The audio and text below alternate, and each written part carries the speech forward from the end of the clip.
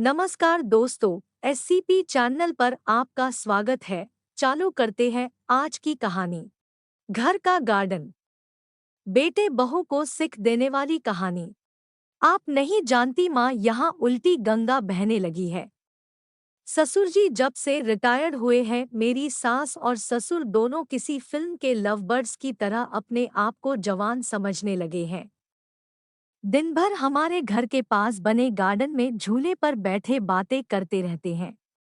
उन्हें अपने पक चुके बालों का भी ख्याल नहीं रहता है। अब इस उम्र में उन्हें ऐसा व्यवहार क्या शोभा देता है। सविता अपने ससुराल के समाचार अपनी माँ को बता रही थी। तभी सास शिल्पा उदास मन से रसोई घर में जाती है, क्योंकि बहू की वो कड़वी बातें उन्होंने सुन ली थी। उसकी सभी बातों को नजरअंदाज कर सास मसाले वाली चाय बना के पहले एक कप बहू को उसके कमरे में देकर दूसरा कप अपने पति मोहन के लिए लेकर जाती है। बहू ये देखती है और अपना मुंह टेढ़ा करती है। सास ने फिर से एक बार उसकी तरफ दुर्लक्ष्य किया, क्योंकि ससुर के निवृत्त होने के बाद यह उनका रोज का ही नित्यक्रम बन गया था। वह अब किसी की भी परवाह किए बिना रोज अपने मर्जी के मुताबिक नए नए कपड़े पहनकर गार्डन में अपने पति के साथ बैठकर अपना ज्यादातर समय बिताती थी। उन्होंने अपनी पूरी जिंदगी अपने बच्चों के लिए काम करते बिता दी थी, इसलिए अब बची कूची जिंदगी वह दोनों एक साथ समय बिताकर जीना चाहते थे। आनंद निवास। बंगले जैसा 2 मंजिलों का घर पति पत्नी का ये सपना था और उन्होंने बड़ी मेहनत से इसे पूरा भी किया था। शिल्पाजी ने घर के सामने बड़े प्यार से उस गार्डन को बनाया था और वहां पर कई फूलों के पौधे और वेलें उगाई थी। उनके उगाए चंपा, जसवंती, मोगरा, गुलाब, ऐसे दर्जनों फूलों की खुशबू से उनका गार्डन हमेशा महकता रहता था। अलग अलग ऋतुओं में शिल्पा अलग अलग सब्जियां भी अपने उस गार्डन उगाया करती। रसोई के लिए धनिया, पुदीना और मेथी उन्हें कभी बाहर से खरीदी नहीं पड़ती थी। इतने सालों तक काम की भाग दौड़ में मोहन जी कभी भी इस जगह का आनंद ले नहीं पाए थे, लेकिन अब उनका पूरा खाली समय इसी जगह पर बीतता था। दरअसल एक और छोटा सा घर वहां बना सके इसलिए उन्होंने वह जगह खरीदी थी, लेकिन अब वह संभव नहीं था। शिल्पाजी को अपने बनाए उस गार्डन में एक झूला चाहिए था, जो उन्होंने ला कर दिया था। और अब वही झूला उनको एक दूसरे के साथ ज्यादा से ज्यादा सुखमय समय बिताने का जरिया बन गया था। उन्होंने अपने घर में सभी जरूरी चीजों की और बाकी ऐशो आराम की चीजों की कोई कमी नहीं रखी थी। फिर भी बहू को दोनों का उस झूले पर बैठकर समय बिताना खटकता था। पहले दिन भर उसके साथ रहने वाली सास अब ज्यादा समय अपने पति को देने लगी थी। अपने सास ससुर को टोंट मारने का एक भी मौका सविता नहीं छोड़ती थी। वह हमेशा अपना दिमाग उनको उस जगह से हटाने के लिए लगाती और एक बार उसने ऐसा करने के लिए एक षड्यंत्र भी रचा। नरेश, तुम्हें नहीं लगता हमें एक बड़ी कार लेनी चाहिए? सविता ने अपने पति से कहा। आइडिया तो अच्छा है, लेकिन कार रखने के लिए जगह कहाँ है हमारे पास? एक ही छोटा सा गैरेज है जहाँ सिर्फ एक कार के लिए जगह है, नरेश ने चिंता वाले स्वर में कहा। कौन कहता है जगह नहीं है? वह गार्डन है ना जहां आजकल 2 लव बर्ड्स अपना डेरा जमाए बैठते हैं, सविता ने पति की तरफ तिरछी नजर करते हुए कहा। आजकल तुम कुछ ज्यादा नहीं बोलने लगी हो, नरेश ने अपनी पत्नी को फटकार लगाते हुए कहा।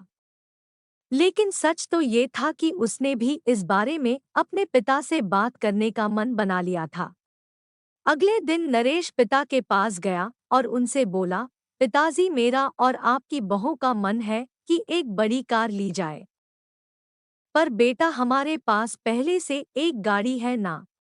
दूसरी गाड़ी लेने के बाद हम उसे रखेंगे कहाँ? मोहन जी ने कहा।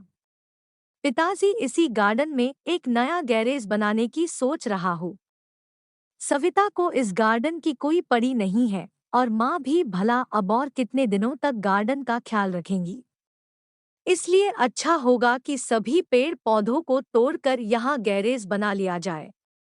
नरेश ने अपने विचार बताए। दूर खड़ी शिल्पजी का यह सुनकर जैसे दिल ही बैठ गया।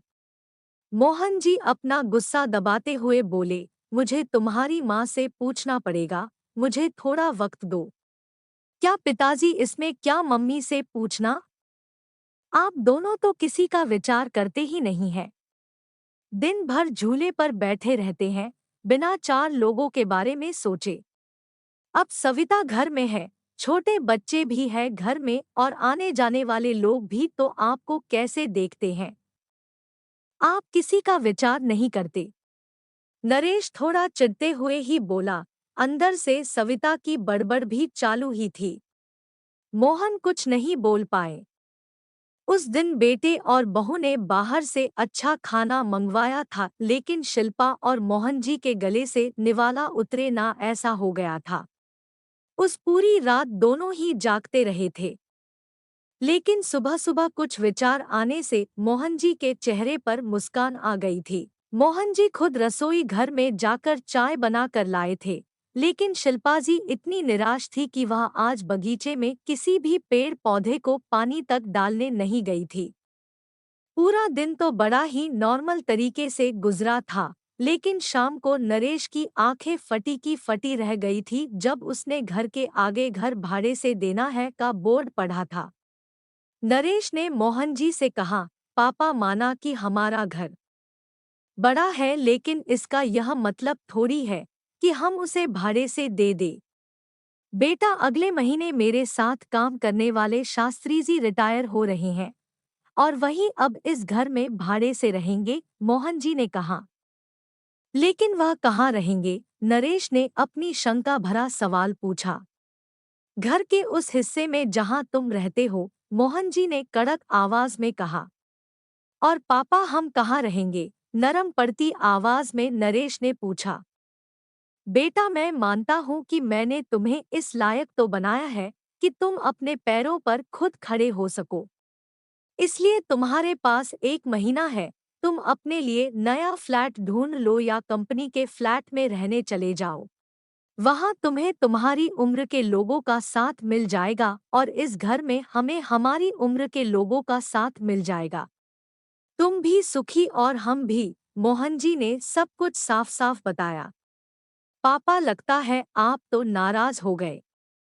कल मैंने जो भी कहा मेरा वह मतलब नहीं था, नरेश ने अपने पापा के आगे हाथ जोड़ते हुए कहा। नहीं बेटा, तुम्हारी जनरेशन ने हमें एक सबक दिया है कि कैसे प्रैक्टिकल बनकर रहा जाता है। हम बड़े तुम बच्चों को साथ में देखकर खुश हो सकते हैं, तो तुम्हें हमें साथ में देखने में क्यों प्रॉब्लम होती है? यह घर, यह गार्डन, गार्डन में बड़े हुए यह पेड़ पौधे इस बात के गवाह है कि कैसे तुम्हारी माँ ने मेरे लिए और खासकर तुम्हारे लिए जी जान से सेवा की है, अपना समय, अपनी जवानी खर्च कर दी है। इसलिए इन सब पर तुमसे और मुझसे भी ज्यादा तुम्हारी माँ का हक है, और इन सब को मैं तुम्हारी माँ से नहीं छीन सकता। मोहन जी ने अपनी पत्नी की तरफ देखकर कहा।